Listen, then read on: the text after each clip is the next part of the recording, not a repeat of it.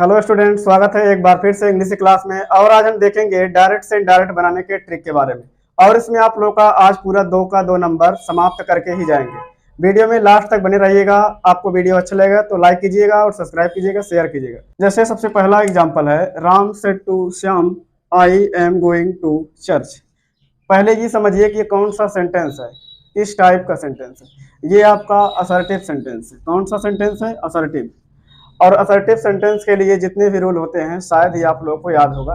जैसे सबसे पहला नियम है, यदि आपका अगर रिपोर्टिंग वर्ब जो है प्रेजेंट और फ्यूचर में दिया हुआ है, अर्थात सेड टू के स्थान पे प्रेजेंट और फ्यूचर में दिया हुआ है, तो इसके टेंस में कोई परिवर्तन नहीं करते हैं। किसके? रिपोर्टेड स्पीच के टेंस में, यानी इस वाले के रिपोर्टेड स्पीच के टेंस में कोई परिवर्तन नहीं करते हैं।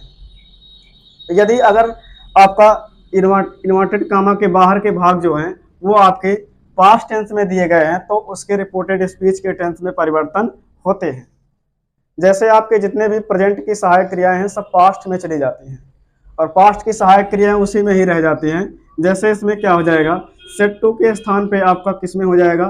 टोल्ड में परिवर्तन हो जाएगा। यदि ये टोल्ड में तभी होगा जब आपका सेंटेंस जो है यहाँ पे ऑब्जेक्ट दिया गया होगा, तभी आपका यहाँ पे टोल्ड होगा, वरना टोल्ड नहीं होगा। तो राम हो गया, टोल्ड श्याम। इन्वर्टेड कामा के स्थान पे जो होता है दैट का प्रयोग करते हैं पूरे असर्टिव सेंटेंस के लिए। इन्वर्टेड कामा के स्थान पर दैट का प्रयोग करते हैं। आगे आपका फर्स्ट पर्सन आया हुआ है जो कि आई है। आई आपका फर्स्ट पर्सन है, तो किसके अनुसार चेंज होगा? ये राम के अनुसार चेंज होगा। राम यानी सब्जेक्ट है इसमें। तो इसके पहले आप लोग पढ़ ही चुके होंगे, SON बटे में 1 2 3। कहने का मतलब फर्स्ट पर्सन जो है सब्जेक्ट अकॉर्डिंग चेंज होता है, सेकंड पर्सन ऑब्जेक्ट के according, third person no change, यानी कोई परिवर्तन होता ही नहीं। तो फर्स्ट पर्सन में जो है आई और वी को रखा गया है, और यू को सेकंड पर्सन में रखा गया है, ही से इट और दे को थर्ड पर्सन में रखा गया है। तो आई आपका फर्स्ट पर्सन है, ये राम के अनुसार चेंज हो जाएगा, तो यहाँ पे बन जाएगा ही। अब ही के बाद हम जो इज एम आर सहायक क्रिया है इसकी पास्ट टेंस में जब लेके जाएंगे तो वो क्या बन जाएगा? वाज या वर में जाएगा। यानी ये कंटिन्यूअस की सहायक क्रिया कंटिन्यूअस में ही जाएगी, लेकिन वो पास्ट में चली जाएगी। जैसे इज एम आर प्रेजेंट का है तो लेके जाएंगे पास्ट में, यानी हो जाएगा वाज। वाज के बाद आपको संपूर्ण ऐसे उतार देना है। लास्ट में आपको फुल स्टॉप का प्रयोग करना है इन्वर्टेड कामा को हटा करके।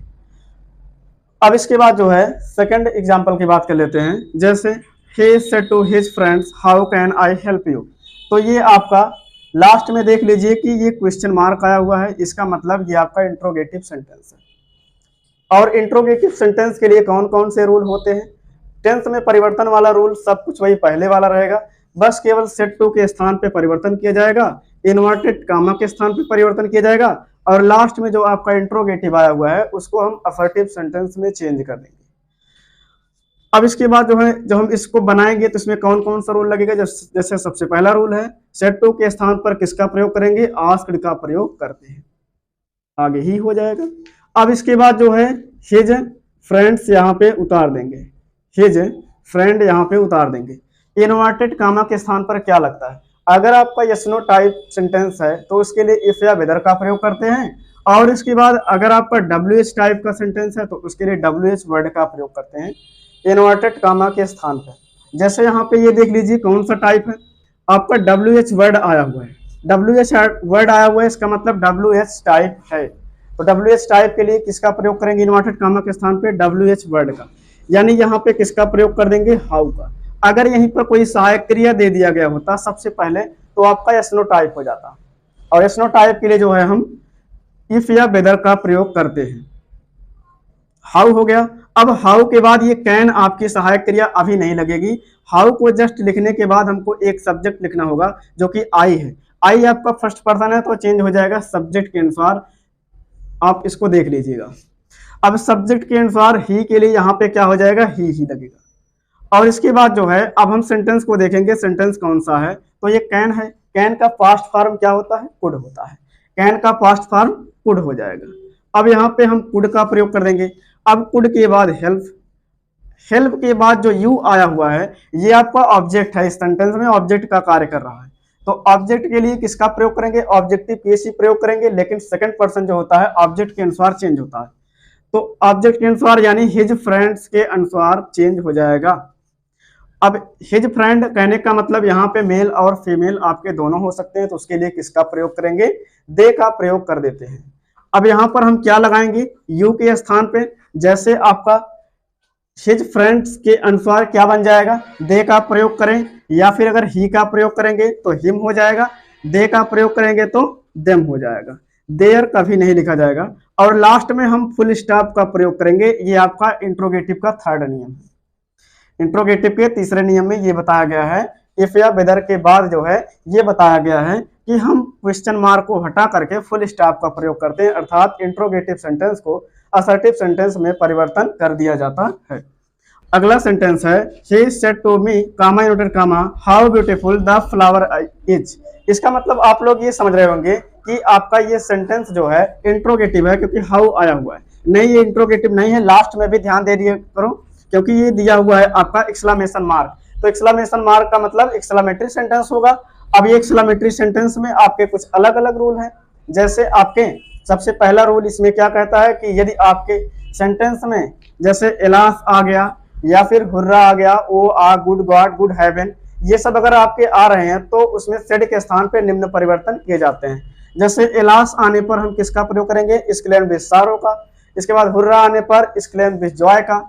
इसी प्रकार आपके बहुत से प्रयोग किए जाते हैं, लेकिन एक लास्ट में रूल बताया जाता है कि हाउ और व्हाट जब आपके सेंटेंस में आ जाता है तो हम एक्सक्लेम विद सरप्राइज के अलावा और हम कुछ भी नहीं लगाते हैं, क्योंकि इससे एक आश्चर्य की भावना उत्पन्न होती है। तो यहाँ पे क्या हो जाएगा, ही exclaimed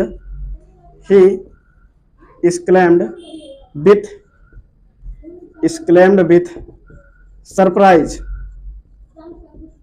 he exclaimed with surprise. और इसके बाद जो है अब यहाँ पे हो जाएगा मी, सेट टू के स्थान पे exclaimed with सरप्राइज हो गया और इसके बाद मी आपका उतर गया। फिर अब इन्वर्टेड कामा के स्थान पर क्या लगेगा, इन्वर्टेड कामा के स्थान पर दैट लगेगा। यहाँ पर किसका प्रयोग करेंगे, दैट का प्रयोग करेंगे। अब दैट के प्रयोग के बाद आपका कोई ना कोई सब्जेक्ट जरूर लिखा जाता है। तो सब्जेक्ट आप लोग इसमें से कहां से लिखेंगे, लास्ट में देख लीजिए क्या लिखा हुआ है, ब्यूटीफुल द फ्लावर। तो यहाँ पर क्या हो जाएगा, द फ्लावर का प्रयोग करेंगे। और इसमें एक रूल और बताया जाता है कि यदि आपके सेंटेंस में कोई सब्जेक्ट नहीं मिल रहा है तो उसके लिए हम इट का प्रयोग कर देते हैं, जिसको हम डमी सब्जेक्ट के नाम से जानते हैं या फिर निष्क्रिय सब्जेक्ट कहते हैं। जैसे आपका इट होता है और इसके बाद देयर होता है। इट और देयर आपके दोनों जो आपके वर्ड हैं ये आपके निष्क्रिय सब्जेक्ट हैं।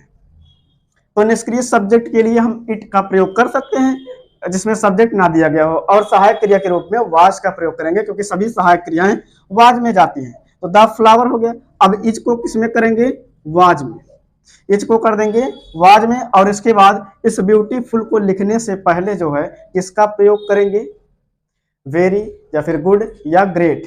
तीन वर्ड में से कोई भी एक वर्ड हम लगा सकते हैं, चाहे वेरी लगाएं या फिर गुड लगाएं या फिर ग्रेट लगाएं। तो इसमें हम क्या लगाएंगे, थोड़ा सा ध्यान दे दीजिए। ब्यूटीफुल आया है तो ब्यूटीफुल के लिए हम वेरी का प्रयोग करेंगे। यहां पर किसका प्रयोग करेंगे, वेरी ब्यूटीफुल, वेरी ब्यूटीफुल।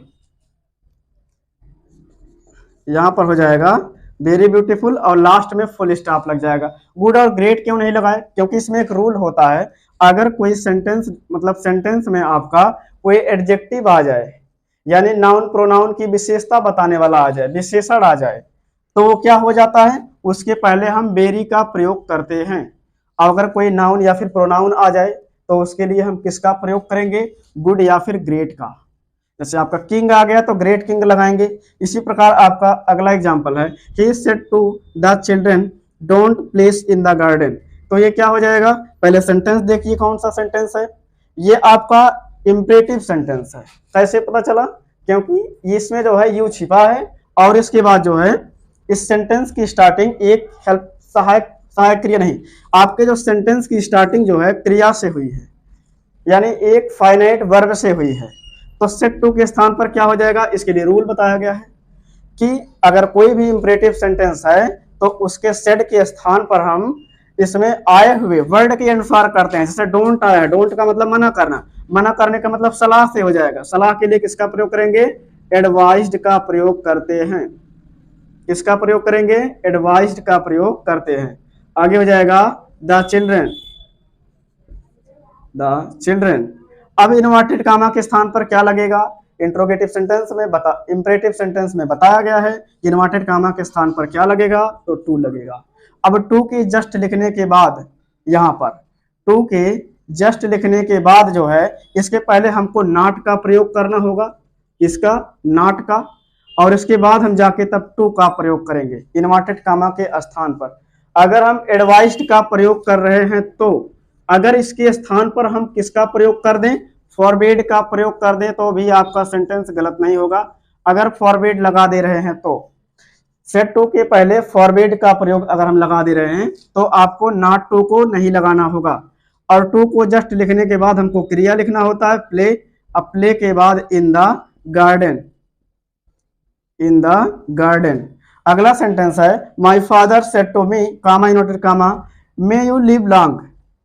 अब ये आप देख लीजिए सेंटेंस कौन सा है, ये आपका ऑप्टेटिव सेंटेंस है। कैसे पता चला? क्योंकि ये मे से स्टार्ट हुआ है और लास्ट में आपका ये वाला चिन्ह एक्सक्लेमेशन मार्क वाला चिन्ह दे दिया गया है, तो आपका सेंटेंस हो जाएगा ऑप्टेटिव सेंटेंस।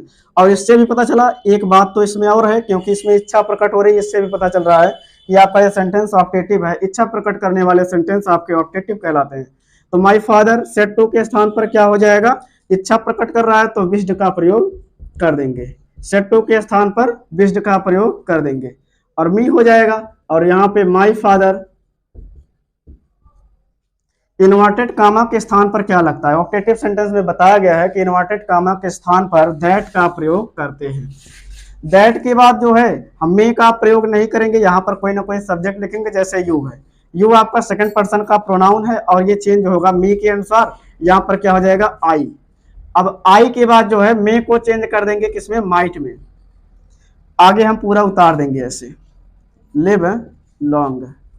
और लास्ट में हम फुल स्टॉप का प्रयोग करेंगे, क्योंकि ये भी आपका साधारण सेंटेंस में परिवर्तन हो गया।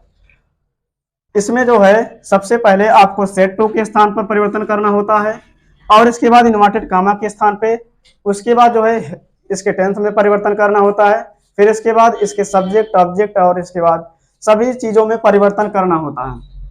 जैसे अगर हम असर्टिव सेंटेंस की बात करें तो इसमें जो होता है सेड टू के स्थान पर अक्सर टोल्ड ही लगाया जाता है। इंट्रोगेटिव की बात करें तो इफ या वेदर लगाया जाता है और इसके बाद जो है इसमें WH वर्ड का भी हम प्रयोग करते हैं। अगर इंपरेटिव सेंटेंस में बात करें तो इंपरेटिव सेंटेंस में टू का प्रयोग करते हैं इन्वर्टेड कामा के स्थान पर।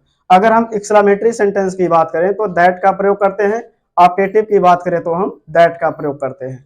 और इसके बाद जो है और सभी में सेड टू के स्थान पर, जैसे आपके इंट्रोगेटिव में हो गया तो इसमें आस्क्ड का प्रयोग करेंगे और ऑप्टेटिव में हो गया तो विश्ड कर्ज, इसके बाद प्रेड का प्रयोग करेंगे। एक्सक्लेमेटरी हो गया तो इसमें आपके निम्न प्रकार से किए जाते हैं, जैसे आपके एक्सक्लेम्ड विद सारो, exclaimed with surprise, exclaimed with regret, इसी प्रकार के आपके लगाए जाते हैं।